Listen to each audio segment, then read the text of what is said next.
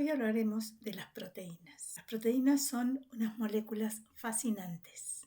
Son moléculas sumamente versátiles y de las más abundantes de la naturaleza. De ellas dependen casi todas las funciones de la célula viva. Cada proteína tiene una conformación nativa, es decir, una distribución en el espacio en la que es capaz de cumplir su función. Para estudiarlas con mayor detalle, las desarmamos desde su conformación nativa hasta su nivel más básico, la estructura primaria. En este nivel consideramos la secuencia de aminoácidos. Nos referimos al orden de los aminoácidos que va adquiriendo la proteína a medida que se va sintetizando. Un aminoácido, como por ejemplo la alanina, se une a un segundo aminoácido, como en este ejemplo la glicina, iniciando una cadena polipeptídica. Esta unión tiene lugar entre el grupo carboxilo de un aminoácido, en este caso la alanina, y el grupo amino del siguiente, es decir, la glicina.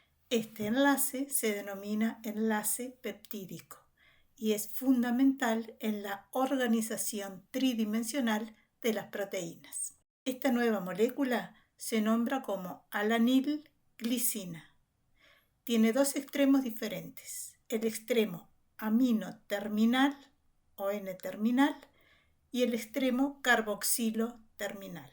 El extremo amino terminal es el número 1 de este pequeño péptido.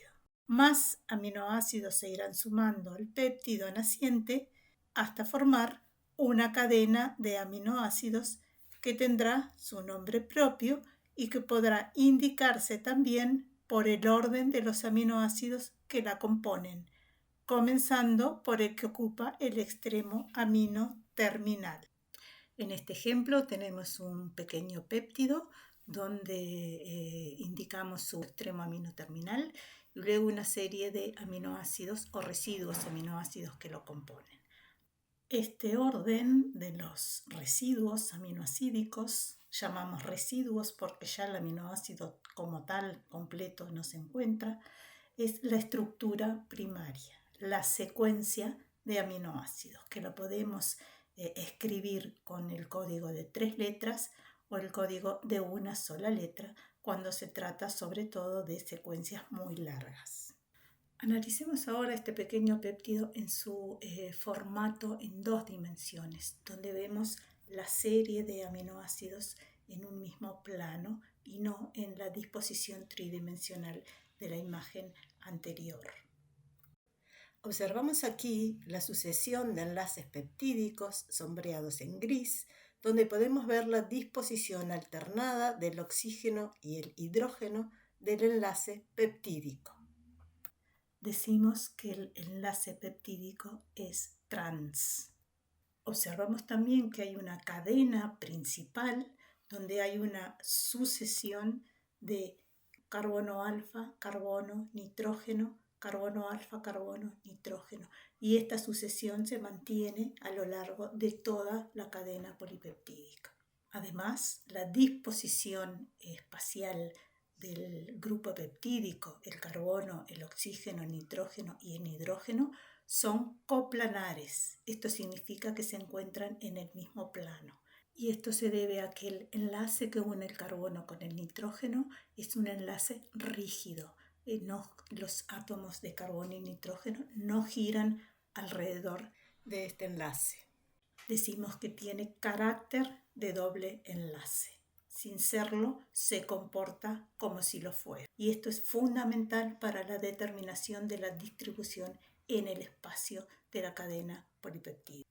El enlace peptídico es covalente, tiene carácter de doble enlace, el grupo peptídico es coplanar y el oxígeno y el hidrógeno se encuentran en posición trans.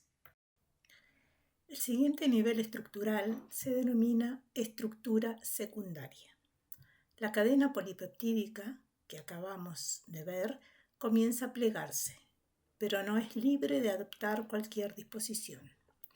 Adopta disposiciones regulares y repetitivas. Se pliega manteniendo una disposición espacial que se va repitiendo en tramos cortos, describiendo estructuras helicoidales o alineamientos paralelos organizados en forma de hojas plegadas. Los primeros reciben el nombre de alfa hélice y los segundos de hoja plegada beta. Estos ordenamientos son idénticos en sus dimensiones en todas las proteínas que los poseen. Cada giro en la alfa hélice es idéntico al siguiente en su disposición espacial. Cada cadena de una hoja plegada repite la misma organización espacial. A esto nos referimos al decir ordenamiento repetitivo y regular. Observamos aquí la sucesión de carbonos y nitrógenos a lo largo de esta cinta helicoidal, la cadena principal de la proteína. Están numerados los residuos y no se muestran los enlaces peptídicos ni los grupos R. Agregamos ahora el enlace peptídico con su oxígeno unido al carbono e hidrógeno unido al nitrógeno. Y si prestamos atención, observamos que los carbonilos, los oxígenos, se dirigen siempre en el mismo sentido. Y sentido opuesto, obviamente, porque son enlaces peptídicos, los hidrógenos que se dirigen hacia el extremo amino terminal. Esta disposición hace posible que se formen enlaces de hidrógeno entre un oxígeno de un enlace peptídico y el hidrógeno de otro enlace peptídico ubicado 4 posiciones más adelante en la secuencia. Por ejemplo, el enlace peptídico que corresponde al primer residuo de esta cadena polipeptídica indicado con el número 1 formará un puente de hidrógeno con el enlace peptídico del residuo en posición 5. El residuo número 2 enlazará por enlace de hidrógeno con el número 6 y así sucesivamente a lo largo del pequeño trozo de alfa hélice. Estas hélices son pequeñas, no tienen más de 10 o 12 residuos generalmente. De esta forma, los enlaces de hidrógeno quedan ubicados hacia el interior de esta alfa hélice, mientras que los grupos R se ubican hacia afuera de la hélice. Vemos ahora en esta imagen un modelo de una porción de una proteína con un tramo alfa hélice y el mismo tramo mostrando la posición de los grupos R. Vemos ahora una cadena beta. Se trata del segundo tipo de estructura secundaria que poseen las proteínas. Podemos observar la conformación en zigzag de la cadena principal, la sucesión de carbonos y nitrógenos y la disposición alternada de los elementos del enlace peptídico, observando que el oxígeno de un enlace se encuentra hacia un lado del plano, mientras que el oxígeno del siguiente se encuentra hacia otro. Esto es importante en la determinación de la hoja beta. Quizás aquí vemos con mejor claridad la repetición de segmentos idénticos a lo largo de esta pequeña cadena. En las cadenas beta, además, los grupos R se ubican por encima y por debajo del plano indicados en esta imagen con estas esferitas verdes. Una segunda cadena polipeptídica se asocia a la primera a través de enlaces peptídicos, al igual que en la estructura de alfa hélice, solo que aquí la disposición es diferente, las cadenas se acomodan de forma paralela. Esta disposición que vemos aquí recibe el nombre de antiparalela porque el sentido desde el N terminal hacia el C terminal de una de las cadenas es opuesto al sentido N terminal de la otra. Y obsérvese además la disposición de los enlaces peptídicos y sus puentes de hidrógeno paralelos unos a los otros. Un segundo tipo de hojas beta lo encontramos en las hojas beta paralelas. Aquí el sentido N-terminal, C-terminal de cada cadena es el mismo.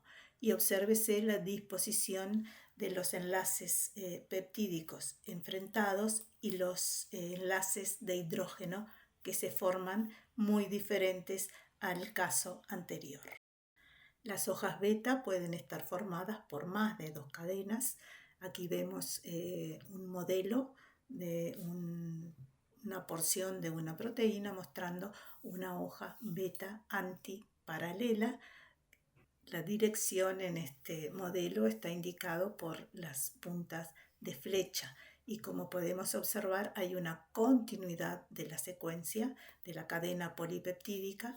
Cada una de las cadenas betas está separada por un pequeño loop o bucle. Las proteínas globulares continúan plegándose sobre sí mismas y es así que definimos la estructura terciaria como la disposición en el espacio de todos los átomos de la molécula. Tenemos aquí un ejemplo de proteína en estructura terciaria. Aquí todos los átomos se encuentran en una disposición definida. Podemos ver elementos de estructura secundaria, 2 alfa-hélices, 2 hojas betas formadas por varias cadenas beta. Estas hojas betas son antiparalelas y cada nivel de estructura secundaria conectado por loops o bucles. Una proteína puede tener uno o más elementos de estructura secundaria, solo alfa-hélices o solo hojas plegadas beta. Muchas proteínas globulares son funcionales en su estructura terciaria, su nivel estructural final. Pero hay otras que necesitan más de una unidad, más de una cadena polipeptídica para tener actividad. Estamos hablando de la estructura cuaternaria. Un ejemplo típico, clásico, es el de esta proteína que estamos viendo aquí, la hemoglobina, formada por 4 subunidades, 4 cadenas polipeptídicas independientes que se asocian para formar esta estructura. Podemos observar que en este ejemplo todas ellas tienen únicamente segmentos en alfa-hélice. En esta imagen vemos coloreados con colores diferentes cada una de las subunidades.